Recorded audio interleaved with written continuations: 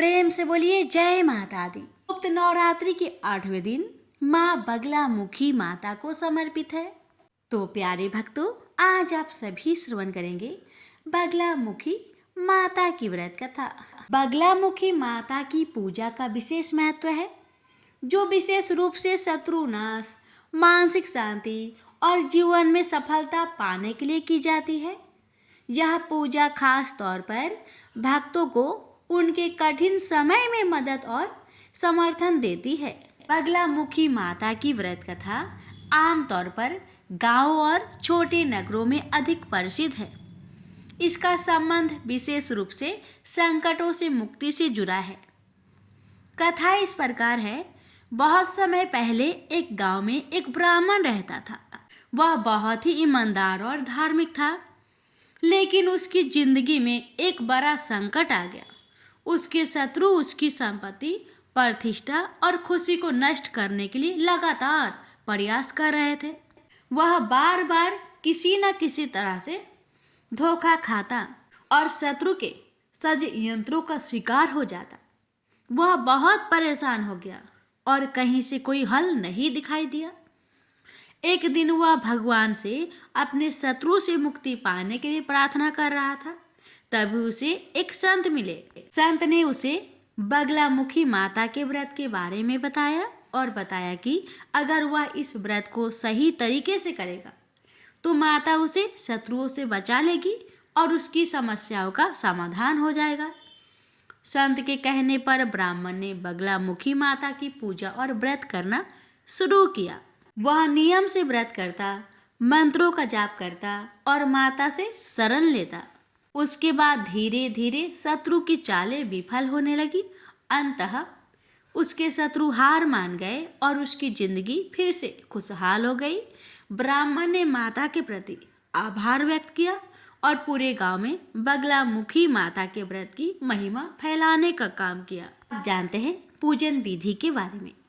व्रत के पहले दिन सुबह स्नान करें और शुद्ध वस्त्र पहने।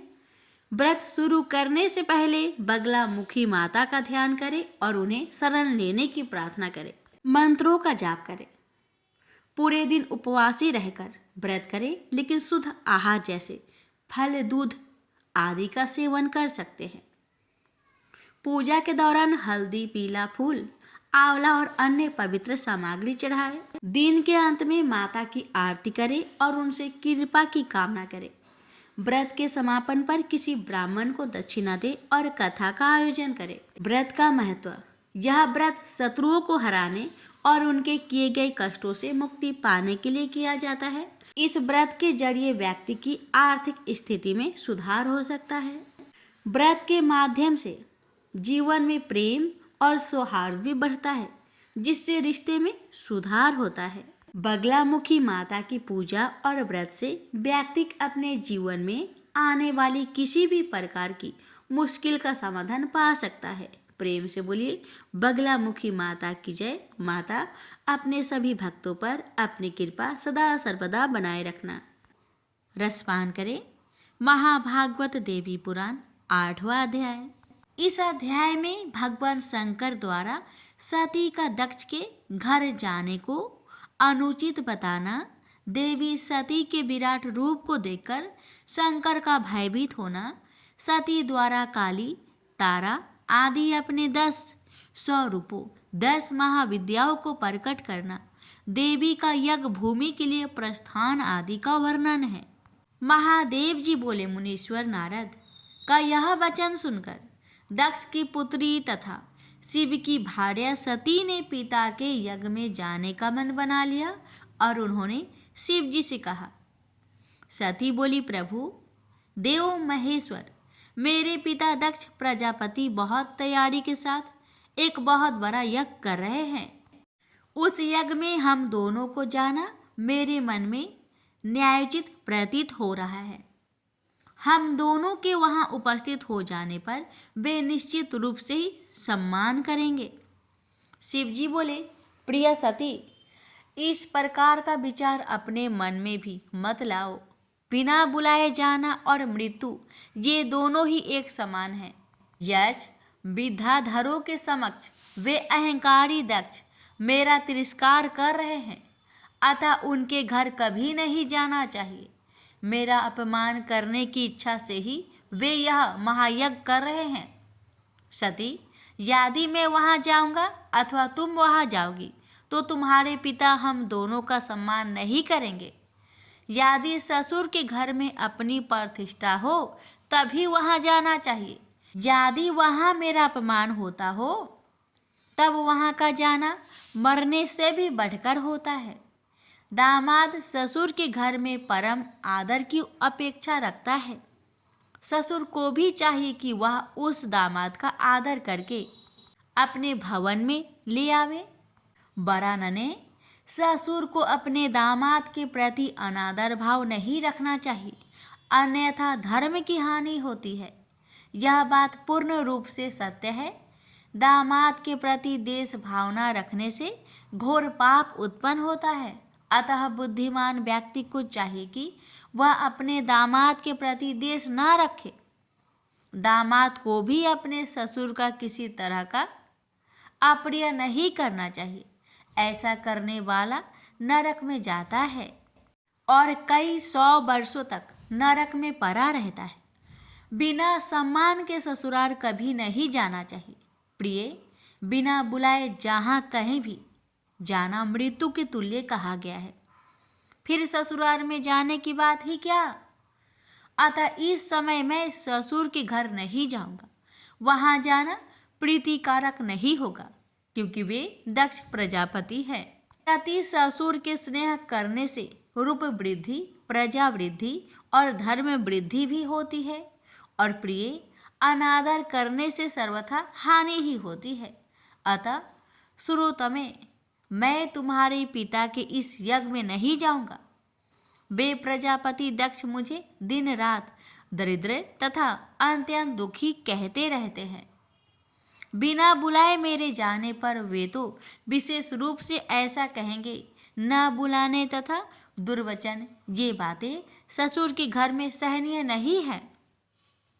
ससुर को चाहिए कि वह अपनी पुत्री के पति को आते हुए देखते ही उसके पास पहुंचकर यथाशक्ति उसकी पूजा करे, अन्यथा धर्म की हानि होती है।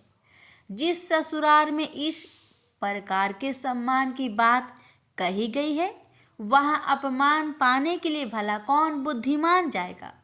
अतः देवताओं के द्वारा पूजित महेशानी, मुझे क्षमा करो।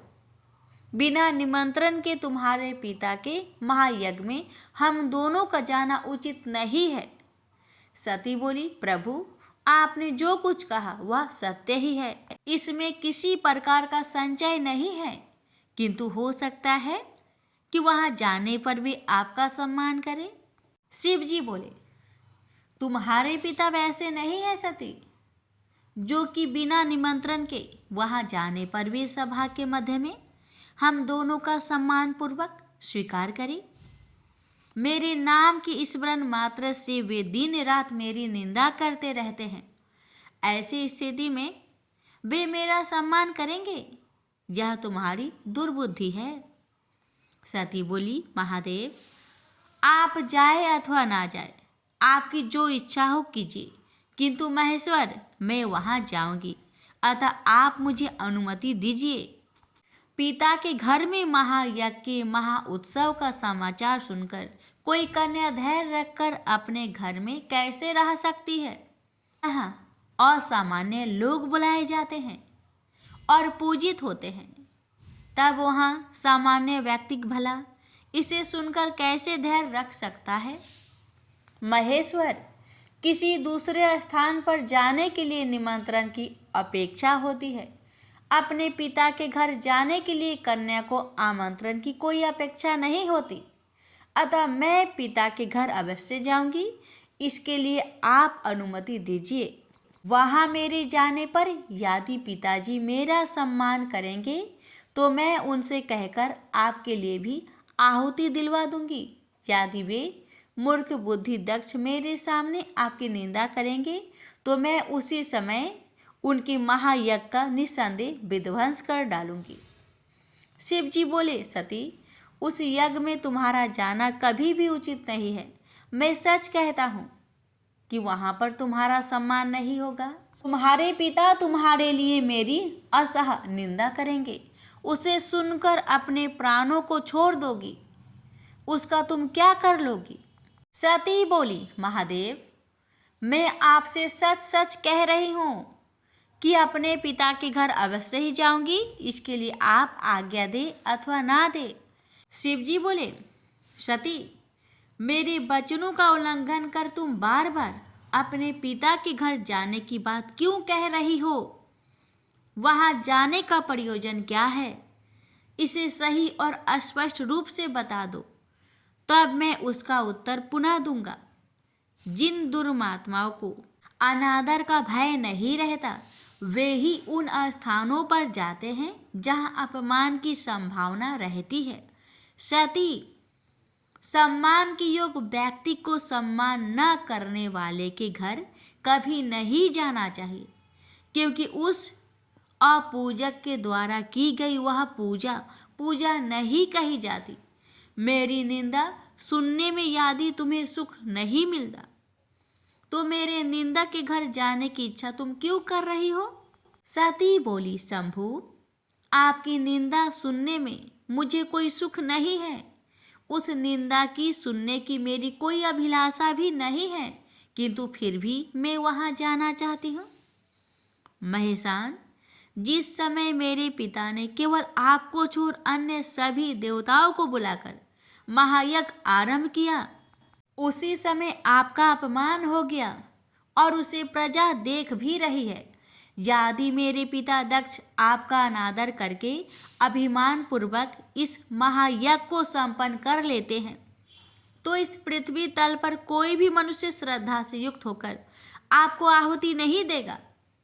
इसलिए आप आज्ञा दीजिए या ना दीजिए, मैं वहां अवश्य जाऊंगी और वहां या तो आपके लिए यज्ञ भाग प्राप्त करूंगी अथवा यज्ञ का नाश कर डालूंगी। श्री शिव जी बोले, महादेवी, मेरे रोकने पर भी तुम मेरी बात नहीं सुन रही हो। दुर्बुद्धि व्यक्ति स्वयं निश्चिंत चरण करके दूसरे पर दोषारोपण करता है। दक्ष पुत्री, अब मैंने जान लिया है कि तुम मेरे कहने पर नहीं रह गई हो, अतः अपनी रुचि के अनुसार तुम कुछ भी करो, मेरी आज्ञा की प्रतीक्षा क्यों कर रही हो? महादेव जी ने कहा, नारद, तब महेश्वर के ऐसे कहने पर क्रोध के मारे लाल लाल आंखों वाली वे दक्ष पुत्री सती क्षण भर के लिए सोचने लगी कि इन शंकर ने पहले तो मुझे पत्नी रूप में प्राप्त करने हेतु प्रार्थना की थी और फिर मुझे पा लेने के बाद अब ये मेरा अपमान कर रहे हैं, इसलिए अब मैं इन्हें अपना प्रभाव दिखाती हूँ। तदंतर उन भगवान शिव ने क्रोध से फरकते हुए होठों वाली तथा कालअग्नि के समान नेत्रों वाली उन भगवती सती को देखकर अपने नेत्र बंद कर लिए। भयानक दाढ़ों से युक्त मुख वाली भगवती ने सहसा उस समय अट्ठास किया, जिसे सुनकर महादेव विमूढ़ के समान भयाक्रांत हो गए। बड़ी कठिनाई से आंखों को खोलकर उन्होंने भगवती के भयानक रूप को देखा। नारद, उनके द्वारा इस प्रकार देखे जाने पर उन भगवती ने सहसा अपने स्वर्णिक वस्त्रों का परित्याग करके वृद्ध अवस्था के समान कांति को धारण कर लिया। वे दिगंबरा थी। उनके केश पास सुशोभित हो रहे थे, जिह्वा लपलपा रही थी, उनकी 4 भुजाएं थी। उनके शरीर की ज्योति काल अग्नि के समान सुशोभित हो रही थी। रोम राशि पसीने से व्याप्त थी। अत्यंत भयंकर रूप वाली वे भयानक शब्द कर रही थी और उन्होंने मुंडमाला का आभूषण धारण कर रखा था। उगते हुए करोड़ों सूर्य के समान तेजोमयी उन्होंने अपने मस्तक पर चंद्र रेखा धारण कर रखी थी। उगते हुए सूर्य के समान आभा वाले किरीट को धारण करने से उनका ललाट दिव्यमान था।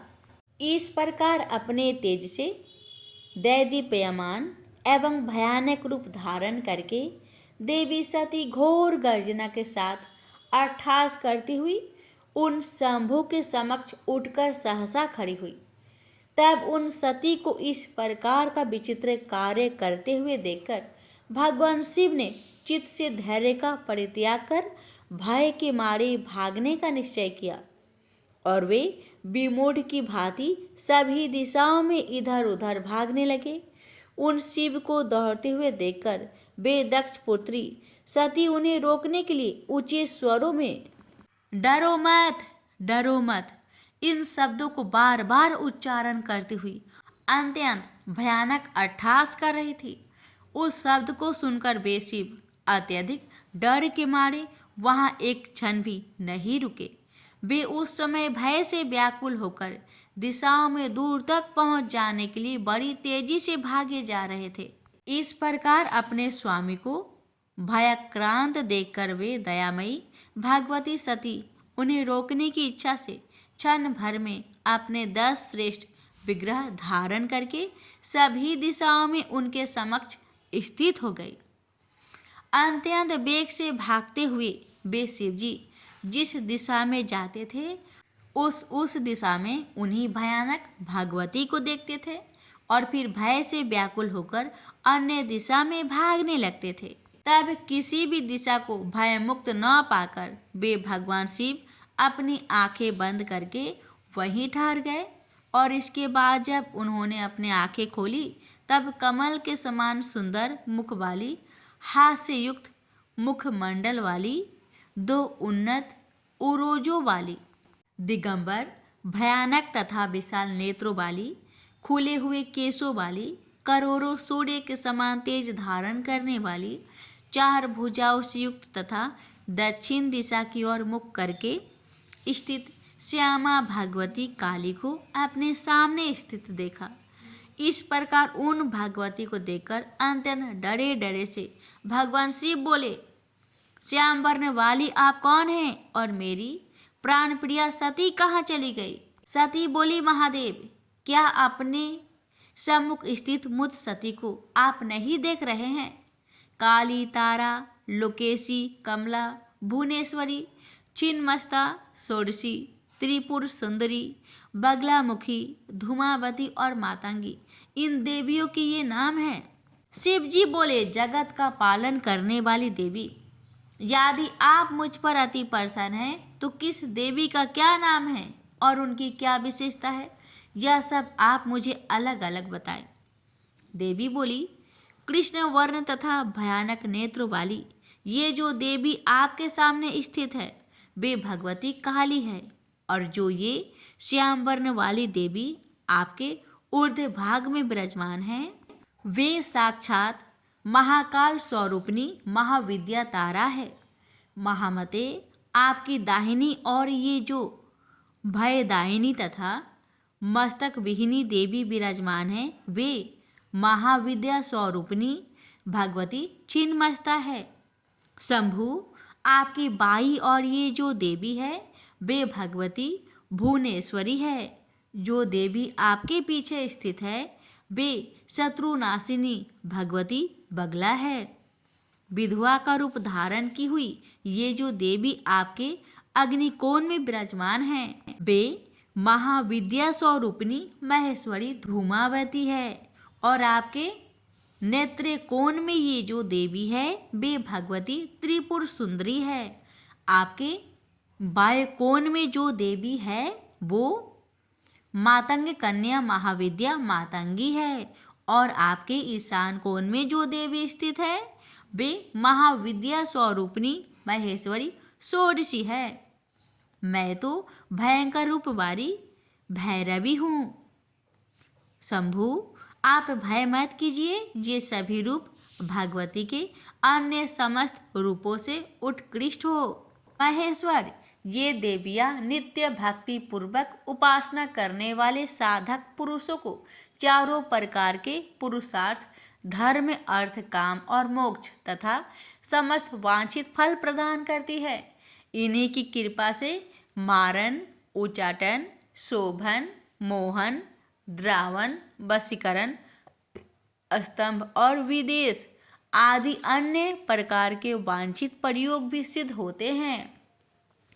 ये सभी गोपनीय महाविद्याएं हैं, इनका प्रकाशन कभी नहीं करना चाहिए। महेश्वर उन देवियों के मंत्र, यंत्र, पूजन, हवन विधि, पुरुषार्य विधान, स्रोत तथा कवच और उनके उपासकों को आचार नियम आदि का वर्णन आप ही करेंगे, क्योंकि विभो इस विषय में आपसे बड़ा अन्य कोई वक्ता नहीं है।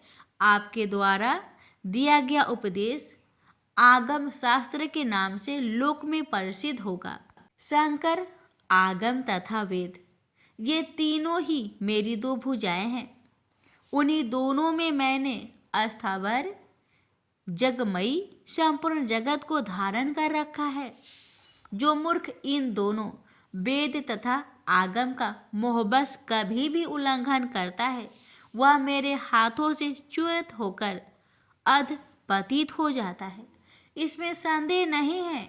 वे दोनों ही कल्याण के हेतु हैं तथा अत्यंत दुरूह, दुर्घट और विद्वानों के द्वारा भी कठिनाइयों से जाने जाते हैं एवं उनका अध्यंत भी नहीं है। जो मनुष्य आगम अथवा वेद का उल्लंघन कर अन्यथा आचरण करता है, उसका उद्धार करने में सर्वथा असमर्थ हूँ। यह सत्य है और इसमें कोई भी संशय नहीं है। इन दोनों की एकता पर सम्यक विवेचन करके बुद्धिमान व्यक्ति को धर्म का आचरण करना चाहिए और कभी भी अज्ञानतावश इन दोनों में भेद नहीं मानना चाहिए। इन महाविद्याओं के जो साधक है वे लोक में वैष्णव माने जाते हैं और मुझ में समर्पित अंतकरण वाले वे प्रशांत आत्मा हो जाते हैं। स्वयं गुरु के द्वारा दिए गए मंत्र, यंत्र तथा कवच को सावधानी पूर्वक गुप्त रखना चाहिए और उसे जहाँ कहीं भी प्रकाशित नहीं करना चाहिए। उसे प्रकाशित करने से सिद्धि की हानि होती है तथा अशुभ होता है। अतः उत्तम साधकों को चाहिए कि पूरे प्रयत्न के साथ उसे गोपनीय रखें। महादेव महामते, आपके द्वारा यह करनीय कर्म मैंने आपसे कहा क्योंकि मैं आपकी प्रियतमा हूँ और आप भी मेरे अत्यंत प्रिय पति हैं। अपने पिता दक्ष प्रजापति के अभिमान के विनाश के लिए मैं आज वहाँ जाऊंगी। अतः देवेश, यदि आप वहाँ नहीं चल रहे हैं तो मुझे ही जाने की आज्ञा दीजिए। देव, यदि मेरा अभीष्ट है और आपका भी, अतः यदि आप मुझे अनुमति दे दे तो मैं अपने पिता दक्ष प्रजापति के यज्ञ के विध्वंस के लिए चले जाऊं। महादेव जी बोले, नारद, उन भगवती का यह वचन सुनकर शिव डरे डरे से खड़े रहे और फिर उन्होंने भयानक नेत्रों वाली उन देवी काली से कहा। शिव जी बोले, मैं आपको पूर्ण परमेशानी तथा परा प्रकृति के रूप में जान गया हूँ, अतः अज्ञानवश आपको ना जानते हुए मैंने जो कुछ कहा है उसे क्षमा करें। आप आद्य हैं, परा विद्या हैं तथा सभी प्राणियों में विराजमान हैं। आप स्वतंत्र रहने वाली परमा शक्ति है, अतः कोई भी कार्य करने या ना करने के लिए आपको आदेश देने वाला कौन है? शिवे, प्रजापति दक्ष के यज्ञनाश के लिए यदि आप जाएंगी तो मेरी कौन सी शक्ति आपको रोकने में समर्थ है और मैं भी आपको कैसे रोक सकूंगा? महेशनी, पति भाव से मैंने आपको जो भी अप्रिय वचन कहा है उसे आप क्षमा करें और आपकी जो रुचि हो वैसा करें। श्री महादेव जी बोले, नारद, तब महेश के ऐसा कहने पर थोड़ी सी मुस्कान से युक्त मुखमंडल वाली उन जगदम्बिका ने यह वचन कहा। देव, महेश्वर, आप अपने समस्त प्रथम गणों के साथ यहीं रहिए और मैं अपने पिता के घर यज्ञ देखने के लिए इसी समय जा रही हूँ। नारद, महादेव से ऐसा कहकर वे भगवती तथा ऊर्ध्व दिशा में स्थित देवी तारा ये दोनों अचानक एक रूप हो गए। तदंतर अन्य 8 मूर्तियां देवियां भी सहसा अंतर्ध्यान हो गई। इसके बाद भगवान ने उन सूर्येश्वरी को जाने की इच्छुक देखकर अपने प्रथम गणों से कहा, 10,000 सिंहों से युक्त तथा रत्न जालों से सुशोभित उत्तम रथ ले जाओ। उसे सुनते ही स्वयं प्रथम गणों के अधिपति उसी क्षण तेज गति से चलने वाले 10,000 सिंहों से जुटे हुए रथ को ले आए। प्रथमाधिपति ने रत्न जाल से सुशोभित पर्वताकार चारों ओर से अनेक प्रकार के पताकाओं से अलंकृत तथा वायु वेग के समान चलने वाले 10,000 सिंहों से जुटे हुए उस रथ पर उन भागवती को स्वयं विराजमान कराया। मुनिश्रेष्ठ, युग के अंत में प्रलय के समान संपूर्ण जगत को भयभीत करने वाली वे भीम स्वरूपिणी भगवती काली उस रथ में स्थित होकर सेमरू पर्वत के शिखर पर आरूढ़ उत्पन्न मेघमाला की भांति सुशोभित हो रही थी। तदंतर बुद्धिमान नंदी उस रथ को बड़ी तेजी से हाँकने लगे और महामते, इधर वे शिव शोक तथा दुख से व्याकुल हो रुदन करने लगे। कोपाविष्ट काली को देखकर सभी प्राणी भागने लगे। सूर्य भी भयभीत होकर पृथ्वी पर गिरने से लगे। सागर विक्षुब्ध हो गए। सभी दिशाएं व्याकुल हो उठी। महान वेग से वायु बहने लगी और घोर अमंगल का संकेत देने वाले सैकड़ों उल्कापिंड सूर्य मंडल का भेदन कर पृथ्वी तल पर गिरने लगे। इस प्रकार वह रथ आधे क्षण में ही दक्ष प्रजापति के घर पहुंच गया। तब उन भगवती सती को देखते ही दक्ष के घर में स्थित सभी लोग भयभीत हो उठे। प्रेम से बोलिए जय माता दी। इसके आगे के वृत्तांत अगले अध्याय में अवश्य सुनिएगा। प्राचीन समय की बात है कि सत्यवती नंदन व्यास जी सरस्वती नदी के तट पर विराजमान थे। उनके आश्रम में गौरैया पंछी का एक जोड़ा था। उन्हें देखकर वह आश्चर्य में पड़ गए। उन्होंने देखा कि पंछी अपने घोंसले में थे। उनका एक सुंदर बच्चा भी अभी अभी अंडे से बाहर निकला था। उस बच्चे के सभी अंग बड़े सुंदर तथा पंख और रोह से सहित थे। दोनों पंछी उस बच्चे को आहार पहुंचाने के लिए असीम प्रयत्न कर रहे थे। बार बार दाना लाकर उन्हें बच्चे के मुख में डालना और उनका प्रधान कर्तव्य बन गया था। वे आनंद सहित विह्वल होकर उस बच्चे के अंगों को अपने अंगों से रगड़ते और प्रेम पूर्वक मुख चूमा करते थे। उन गौरैया का अपना बच्चे के प्रति ऐसा अद्भुत प्रेम देखकर व्यास जी ने अपने मन में विचार किया कि जब पंछी अपने बच्चे के प्रति इतना स्नेह कर रहे हैं, तब मनुष्य का अपने संतानों में प्रेम हो तो इसमें कौन सी विचित्र बात है, क्योंकि उन्हें तो पुत्र से सेवा पाने की अभिलाषा बनी रहती है। व्यास जी इस प्रकार के विविध विचारों में उलझकर उदास हो गए। मन ही मन बहुत कुछ सोच समझकर बात निश्चित कर ली और वे मंदराचल के निकट चले गए। उन्होंने विचार किया कि मेरी मनोरथ पूर्ण कराने एवं वर देने में निपुण कौन देवता है जिसकी मैं उपासना करूं। भगवान विष्णु, शंकर, इंद्र, ब्रह्मा, सूर्य, गणेश, स्वामी कार्तिकेय, अग्नि अथवा वरुण, मुझे किसकी उपासना करनी चाहिए। इस प्रकार व्यास जी सोच रहे थे कि इतने में नारद जी वहां पधारे। नारद मुनि को देखकर व्यास जी को अपार हर्ष हुआ। उन्होंने नारद जी को प्रणाम कर कुशल समाचार पूछा। फिर नारद जी ने व्यास जी से पूछा कि आप इतने चिंतित क्यों हैं? अपनी चिंता का कारण बताइए। व्यास जी ने कहा, नारद जी, सुना गया है कि पुत्रहीन की गति नहीं होती और मानसिक सुख भी उसे सुलभ नहीं हो सकता। इसलिए मैं बहुत दुखी हूँ और यही चिंता मुझे बार बार बेचैन कर डालती है। अब मैं मनोरथ पूर्ण करने वाली किस देवता का उपासना करूँ? इस विचारधारा में गोते खा रहा हूँ।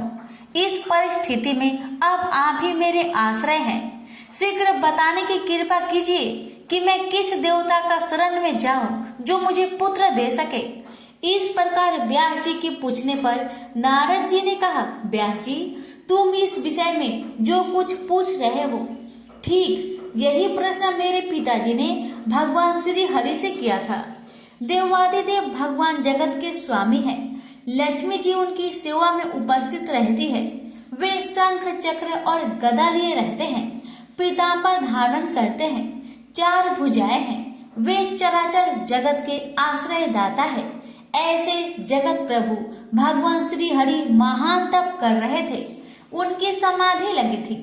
यह देखकर मेरे पिता ब्रह्मा जी को बड़ा आश्चर्य हुआ। अंत में उन्होंने जानने की इच्छा प्रकट की, प्रभु आप देवताओं के अध्यक्ष, जगत स्वामी और भूत भविष्य एवं वर्तमान सभी जीवों के एकमात्र शासक है। फिर आप तपस्या क्यों कर रहे हैं और किस देवता की आराधना में ध्यान मग्न है? मुझ दास को यह रहस्य स्पष्ट बतलाने की कृपा कीजिए, क्योंकि श्रेष्ठ पुरुष किसी बात को छिपाते नहीं हैं। ब्रह्मा जी की बात सुनकर श्री हरि ने कहा कि ब्राह्मण सावधान होकर सुनो। मैं अपने मन का विचार व्यक्त करता हूँ।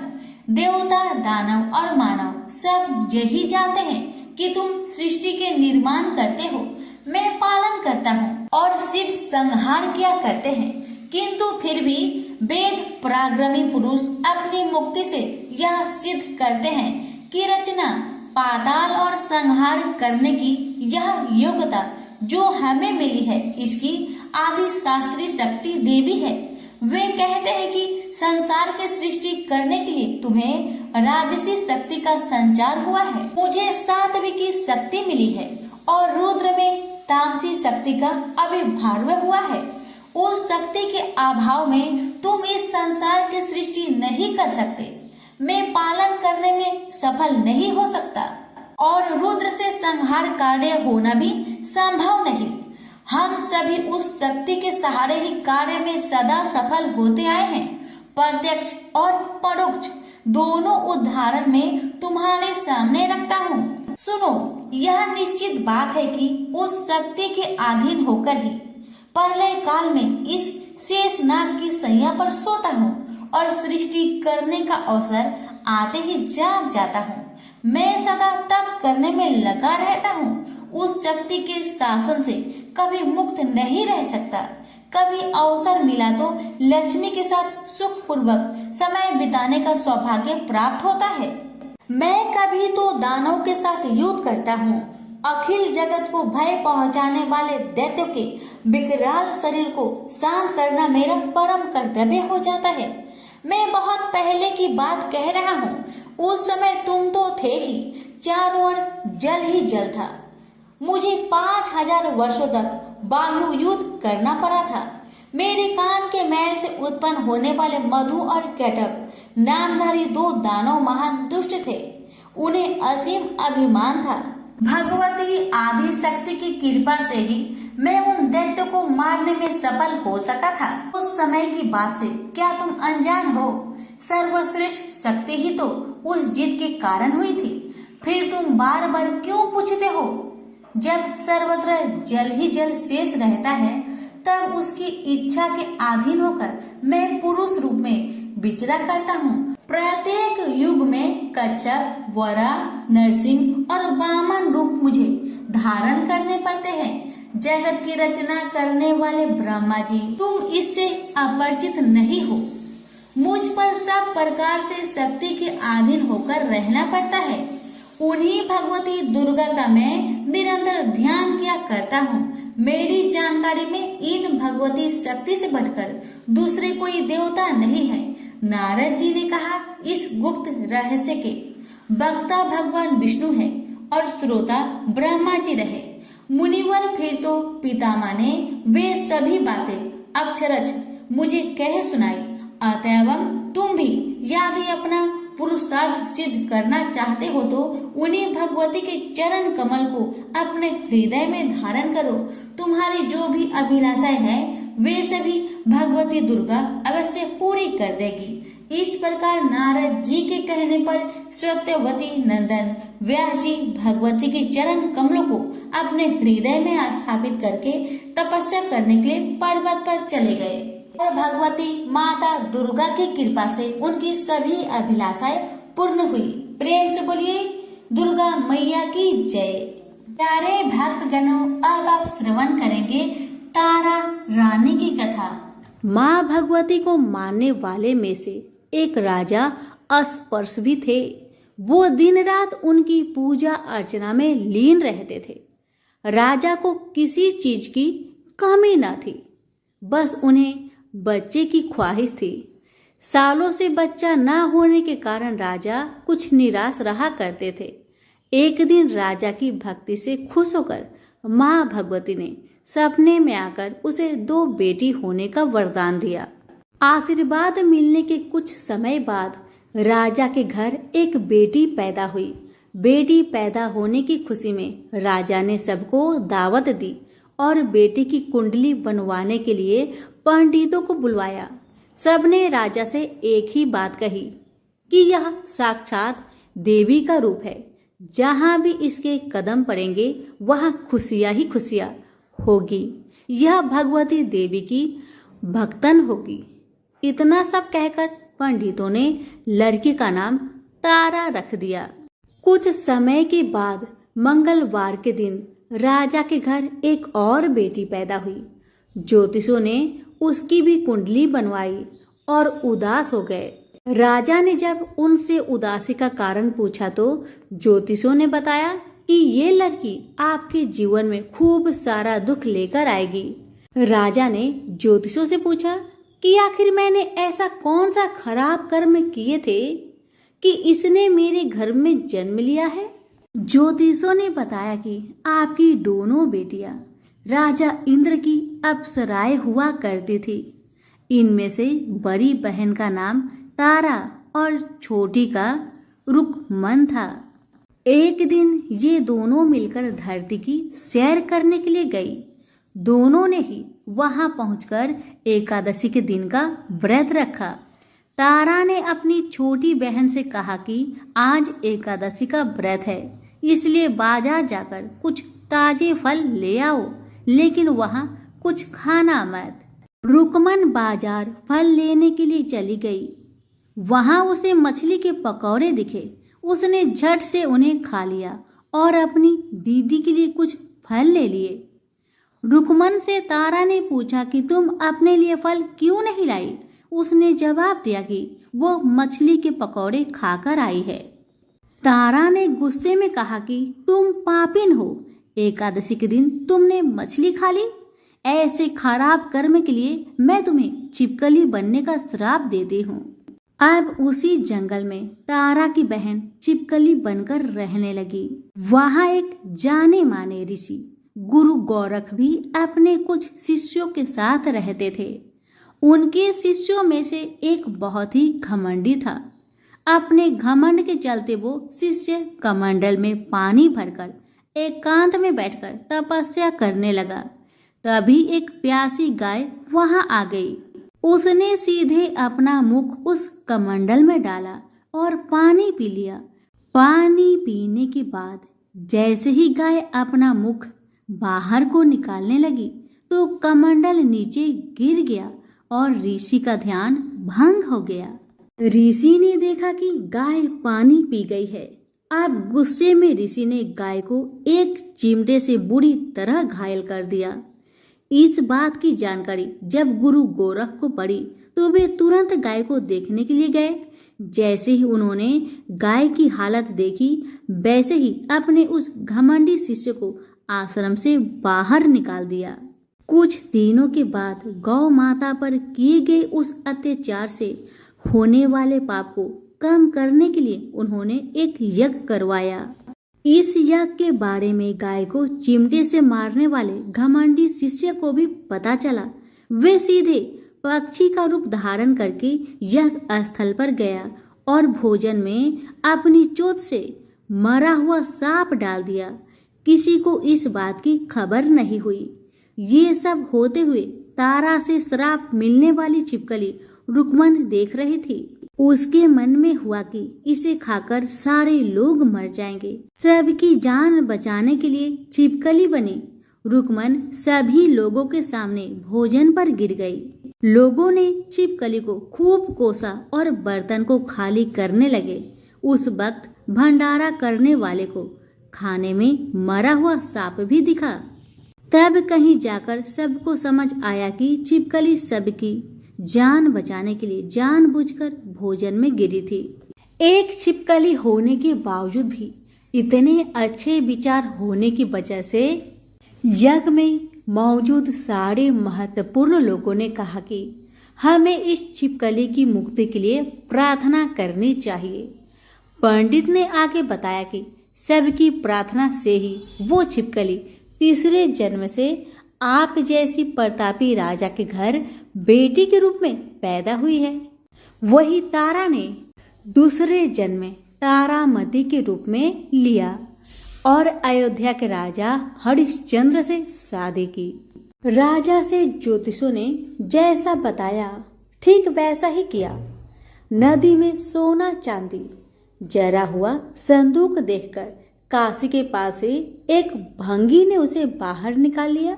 उसके कोई बच्चे नहीं थे, इसलिए उसने संदूक के अंदर की लड़की को पालने का फैसला लिया। उसे भंगी व उसकी पत्नी ने खूब प्यार से पाला और रुक्को नाम रख दिया। बड़ी होते ही दोनों ने रुक्को की शादी करवा दी। रुक्को की सासू माँ तारामती और राजा हरिश्चंद्र के महल में साफ सफाई करने का काम किया करते थे। कुछ दिनों के बाद रुक्को की सासू माँ बीमार हो गई। उनकी जगह रुक्को वहां काम करने लगी। तारामती ने उसे देखा और पुराने जन्म के पुण्य के कारण पहचान लिया और उसे कहा कि तुम मेरे साथ बैठ जाओ। रुक्को ने बोला कि मैं तो भंगिन हूँ, इसलिए आपके पास नहीं बैठ सकती। तब तारामती ने उसे बताया कि तुम पूर्व जन्म में मेरी ही बहन थी। तुमने एकादशी के व्रत के दिन मछली खा ली थी और मैंने तुम्हें दंड देते हुए छिपकली बना दिया। अब तुम्हें दोबारा मनुष्य जन्म मिला है, तो इस जन्म में माँ वैष्णो की पूजा करके पुण्य कमा लो। माँ की पूजा से तुम्हारी सारी इच्छाएं भी पूरी होगी। तारामती की इस बात को सुनने के बाद रुक्को माँ वैष्णो से एक बेटे के लिए प्रार्थना करती थी और कहती है कि अगर उनकी मनोकामना पूरी हुई तो वो अपने घर में माँ वैष्णो देवी का पूजन और जागरण कराएगी। माँ वैष्णो देवी उसकी प्रार्थना सुन लेती है और उसे बेटा होता है। पुत्र की प्राप्ति के बाद रुक्को उसकी देखभाल और लाड़ दुलार में माँ वैष्णो देवी की पूजा करना भूल जाती है। ऐसे होते होते 5 साल बीत गए और फिर एक दिन उस बच्चे को चेचक यानी माता निकल आती है। बच्चे की ऐसी स्थिति देखकर परेशान रुक्को अपने पिछले जन्म की बहन तारामती के घर जाकर उन्हें इस समस्या के बारे में बताती है। तब तारामती ने पूछा कि तुमने माँ वैष्णो देवी की पूजा अर्चना में कोई गलती तो नहीं की? फिर रुक्को को याद आता है कि उसने माँ वैष्णो देवी का जागरण कराने का प्रण लिया था। ये बात याद आते ही रुक्को को काफी पछतावा हुआ और मन में माँ से कहा कि बच्चे के ठीक होते ही वो अपने घर में जागरण कराएगी। अगले ही दिन उसका बेटा पूरी तरह ठीक हो जाता है। तभी रुक्को ने माता रानी के मंदिर जाकर पुजारियों को कहा कि मंगलवार के दिन घर में जागरण करवा दीजिए। रुक्को की बात सुनकर पंडित कहते हैं कि तुम यही 5 रुपए दे दो, तुम्हारे लिए हम मंदिर में ही जागरण करा देंगे। रुक्को कहती है, मुझे पता है कि मैं चार्मिन हूँ, लेकिन आप मेरे घर आकर ही जागरण करवा दीजिए। माँ किसी तरह का भेदभाव नहीं करती है, तो आपको भी नहीं करना चाहिए। इस पर पंडितों ने विचार विमर्श करके कहा कि अगर रानी आपके जागरण में आती है तो हम तुम्हारे घर आकर जागरण करने के लिए तैयार है। पंडितों की बात सुनकर रुक्को अपनी बहन रानी तारामती के पास जाती है और तारामती को सारी बात बताती है। रुक्को की बातें सुनकर तारामती जागरण में जाने के लिए तैयार हो जाती है। इस बात को बताने के लिए रुक्को जब पंडित जी के पास जाती है तब उनके बीच की बातों को सेन नामक नाई सुन लेता है। फिर वह राजा हरिश्चंद्र को जाकर सारी बातें बता देता है। राजा के मन में हुआ कि रानी को नीची जाति वालों के घर जागरण में नहीं जाना चाहिए। इसी वजह से वो अपनी उंगली काट लेते हैं, जिससे उन्हें नींद न आए और रानी जागरण में न जा सके। तब जागरण का समय होता है, तब भी राजा को जागते हुए देखकर रानी मन ही मन में माँ वैष्णो देवी से प्रार्थना करती है कि महाराज को नींद आ जाए ताकि मैं जागरण में जा सकूं। रानी की प्रार्थना से कुछ देर बाद राजा को नींद आ जाती है। फिर रानी तारामती रोशनदान में रस्सी बांधकर महल से नीचे आकर रुक्को के घर चली जाती है। इसी जल्दबाजी में रास्ते में ही रानी का रेशमी रुमाल और एक पाव का कंगन गिर जाता है। इधर कुछ वक्त बाद राजा हरिश्चंद्र की नींद टूट जाती है। नींद खुलने पर रानी को अपने पास न देखकर राजा उसकी तलाश में निकल जाते हैं। रानी को ढूंढते ढूंढते उन्हें रानी का रुमाल और कंगन मिलता है। रानी की चीजों को अपने साथ लेकर राजा जागरण स्थल पहुंचते हैं और एक जगह चुपचाप बैठकर जागरण सुनने लगते हैं। माँ वैष्णो देवी के जयकारे के साथ जागरण खत्म होता है और सभी को प्रसाद दिया जाता है। तब रानी अपने हिस्से के प्रसाद को झोली में डाल लेती है। रानी के ऐसा करने पर लोग उनसे पूछते हैं कि वो प्रसाद क्यों नहीं खा रही है। अगर आप प्रसाद का सेवन नहीं करती हैं तो जागरण में आए लोग भी प्रसाद नहीं खाएंगे। तब रानी बोलती है कि वह प्रसाद राजा के लिए था, अब आप मुझे प्रसाद दीजिए। फिर अपने लिए प्रसाद लेकर रानी सबके सामने उसे खा लेती है। रानी के प्रसाद खाते ही जागरण में मौजूद सभी भक्तों ने भी प्रसाद खाया।